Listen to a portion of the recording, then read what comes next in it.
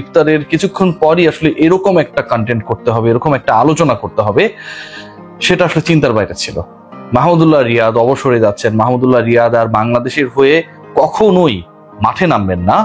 মাহমুদুল্লাহ রিয়াদের শেষ আন্তর্জাতিক ম্যাচ দরজায় এসে কড়া নাড়ছে, এটা মোটামুটি আমরা ক্লিয়ার হয়ে গিয়েছিলাম যখন তিনি কেন্দ্রীয় চুক্তি থেকে নিজের নামটা সরিয়ে নেবার অনুরোধ করেন, এবং সেই সরিয়ে নেবার ডিসিশন বাংলাদেশ ক্রিকেট বোর্ড যখন অফিসিয়ালি জানায়, তারপর থেকে মোটামুটি এটাই মনে হচ্ছিল ক্রিকেট বোর্ড বিভিন্ন সূত্র থেকে যে মাহমুদুল্লাহ রিয়াদ হয়তো অন্তত একটা আন্তর্জাতিক ম্যাচ খেলে, একটা অন্তত ওয়ানডে খেলে ফাইনালি বাংলাদেশের জার্সিটা তুলে রাখবে না। কখনোই হয়তো এরপর লাল সবুজের জার্সি গায়ে, রঙিন জার্সি গায়ে ওয়ানডেতে নামবেন না।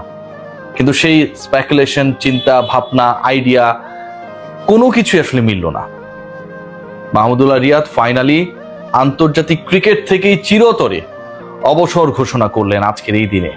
মাহমুদুল্লাহ রিয়াদ এই 12 মার্চ জানিয়ে দিলেন তিনি আর কখনো বাংলাদেশের জার্সি গায়ে আন্তর্জাতিক ক্রিকেটে নামবেন না।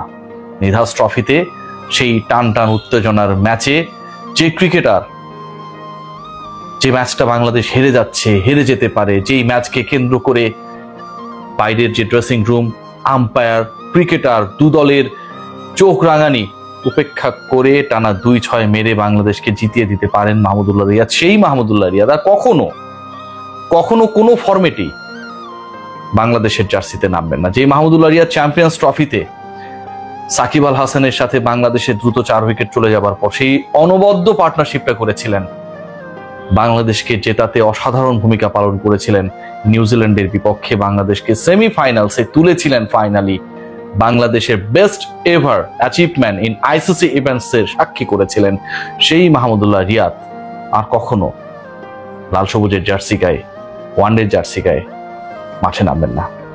2011-2015 বিশ্বকাপের কথা আপনাদের মনে আছে নিশ্চয়ই, ইংল্যান্ডের বিপক্ষে।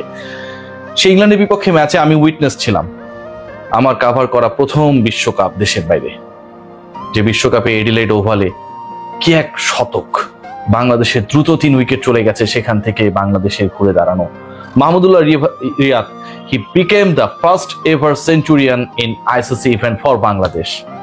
সেই মাহমুদুল্লাহ রিয়াদ আর কখনো বাংলাদেশের জার্সিতে মাঠে নামবেন না। বাংলাদেশকে ইংল্যান্ডের বিপক্ষে জেতানো সেই Mahmudullah Riyad, Bengal Tigers knocked out English Lions from the ICC ODI World Cup. মনে আছে নিশ্চয়ই সেই ধারাভাষ্য, সেই কথা। কোয়ার্টার ফাইনালে বাংলাদেশকে তোলা সেই মাহমুদুল্লাহ রিয়াদ আর কখনো ওয়ানডের জার্সি গায়ে মাঠে নামবেন না। কতগুলো স্মৃতি না রিয়াদকে কেন্দ্র করে, শেষ দিকের স্মৃতিগুলো আসলে অনেক বেশি আলোচিত হয়েছে। অন্তত লাস্ট 5 ইনিংস যদি আমরা খেয়াল করি, সেই শেষ 5টা ইনিংসের সবশেষ ইনিংসটা যদি আমরা বাদ দিই, এটা বাদ দিলে অন্য যে 4টা ইনিংস প্রত্যেকটায় অর্ধশতক হাঁকানো ওয়ানডেতে মাহমুদুল্লাহ রিয়াদ আর কখনো মাঠে নামবেন না। মাহমুদুল্লাহ রিয়াদ সেই ক্রিকেটার, যে ক্রিকেটারকে নাজমুল হাসান পাপনের cricket board, Chandika Hathurusingha মোটামুটি সিলমোহর লাগিয়ে দেন যে তোমার career is done, you are no more in our thinking, particularly in the one day side. সেই পার্টিকুলার ক্রিকেটার মাহমুদুল্লাহ রিয়াদ মনে আছে, আমার মনে আছে ভাই। অনেক কন্টেন্ট করেছি, অনেক গালি খেয়েছি, অনেকভাবে সমালোচিত হয়েছি, অনেকে ব্যঙ্গ করেছে, বাজে কথা বলেছে সোশ্যাল প্ল্যাটফর্মে। ধরেন একটা কন্টেন্ট বানালে রিয়াদকে নিয়ে, সেই সময়টায় 2023 বিশ্বকাপের আগের সময়টার কথা বলছি, মনে করতে পারেন 500 মানুষ, 1000 মানুষ কমেন্ট করলে তার হয়তো 900 জনই আমাকে গালি দিত, বুড়া রিয়াদ, পেইন কিলার, তোর বেটা, টাকা খাইছস, এটা ওটা কত কিছু। সেই মাহমুদুল্লাহ রিয়াদ মিরপুরের একাডেমি মাঠে একা একা প্রস্তুতি নিতেন। তাকে বল করার জন্য শুরুর দিকে কোনো নেট বোলার ছিল না, তাকে হেল্প করার জন্য বাংলাদেশ ক্রিকেট দলের এত কোচ, এত কোটি কোটি টাকার ইনভেস্টমেন্ট, কোনো অ্যাসিস্ট্যান্ট কোচ পর্যন্ত ছিল না, তাকে দেখার জন্য চান্ডিকা হাথুরু সিং এর সময় পর্যন্ত ছিল না। সেই মাহমুদুল্লাহ রিয়াদ, সেই ঘুরে দাঁড়ানোর মহাকাব্য আর কখনো আন্তর্জাতিক ক্রিকেটে বাংলাদেশের জার্সি গায়ে মাঠে নামবেন না। নিউজিল্যান্ডের বিপক্ষে একটা মাত্র ম্যাচ খেলার সুযোগ পেলেন মাহমুদুল্লাহ রিয়াদ 2023 বিশ্বকাপে বাংলাদেশ ফ্লাই করার ঠিক আগ মুহূর্তে। মনে আছে আপনাদের সেই ম্যাচটায়? দীর্ঘ সময় আন্তর্জাতিক ক্রিকেট থেকে বাইরে থাকা, কম্পিটিটিভ ক্রিকেট থেকে বাইরে থাকা, কোনো ধরনের particularly challenges match scenario practice থেকে বাইরে থাকা মাহমুদুল্লাহ রিয়াদ 49 করলেন, দলীয় সর্বোচ্চ। কি অসাধারণ একটা ইনিংস খেললেন মাহমুদুল্লাহ রিয়াদ। সেই মাহমুদুল্লাহ রিয়াদ আর কখনোই বাংলাদেশের জার্সি গায়ে মাঠে নামবেন না।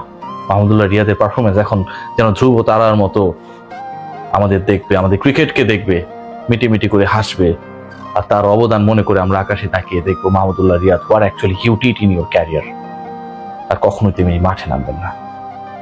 যখন সবশেষ ক্রিকেটার হিসেবে মাহমুদুল্লাহ রিয়াদের বিসিবির যে ভিডিওটা করেছিল, জার্সিটা দেখছিলেন, তাকিয়ে দেখছিলেন, মনে পড়ে সবার, মনে পড়ে নিশ্চয়ই 2023 বিশ্বকাপের ওই সময়টায় তামিম ইকবাল যে বিশ্বকাপ থেকে বাদ পড়লেন, উপর থেকে নিচ পর্যন্ত জার্সির দিকে তাকালেন, গিয়ে একবার দেখে আসুন কি আবেগ, কি কনফিডেন্স। সেই কনফিডেন্স নিয়ে মাহমুদুল্লাহ রিয়াদ 2023 বিশ্বকাপ মাতালেন, দেশের হয়ে সর্বোচ্চ রান করলেন, একমাত্র সেঞ্চুরি করলেন, সর্বোচ্চ স্ট্রাইক রেট, সর্বোচ্চ এভারেজ, সর্বোচ্চ 6। কি করেন নাই? সবশেষ যে সংবাদ সম্মেলনটায় কথা বলেছিলেন সেটা ওই সেঞ্চুরি করার পরে মুম্বাইয়ে সাউথ আফ্রিকার বিপক্ষে সেই মাহমুদুল্লাহ রিয়াদকে আর আমরা কখনো অফিসিয়ালি বাংলাদেশের হয়ে ক্রিকেট খেলার পর, কোনো একটা ম্যাচ খেলার পর গণমাধ্যম কর্মীরা কোনো অফিসিয়াল প্রেস মিটে পাবো না। কত বড় একজন কিংবদন্তি ছিলেন। আমরা সব সময় মাহমুদুল্লাহ রিয়াদের অবদানকে ছোট করেছি এবং আমরা আলোচনা করার চেষ্টা করেছি যে মাহমুদুল্লাহ রিয়াদ কি করেছে। ম্যাচ জেতাতে পারেনি, এটা পারেনি, ওটা পারেনি। 2011, 2015 ওয়ার্ল্ড কাপ, 2017 চ্যাম্পিয়ন্স ট্রফি, নিধাস ট্রফি, সবশেষ ওয়ানডে বিশ্বকাপে এই রিয়াদ যদি আরেকজনের সঙ্গ পেতেন, অনেকের কন্টেন্ট দেখে মনে হয় যে বাংলাদেশ যেন মাহমুদুল্লাহ রিয়াদকে দলভুক্ত করেছে যে তিনি একাই জেতাবেন, সুপারম্যান, স্পাইডারম্যান কিংবা শক্তিমান তিনি, বাকি সবাই শুধু চেয়ে চেয়ে দেখবে। রিয়াদ দলে আছে বলে বাকি কারো কোনো কাজ কারবার নেই, সবাই বাড়িওয়ালা, আর কাজের ছুটা বুয়া হচ্ছে মাহমুদুল্লাহ রিয়াদ। তিনি সবকিছু করবেন, করতে না পারলে সব দোষ তার, ঘর কেন পরিষ্কার করিসনি।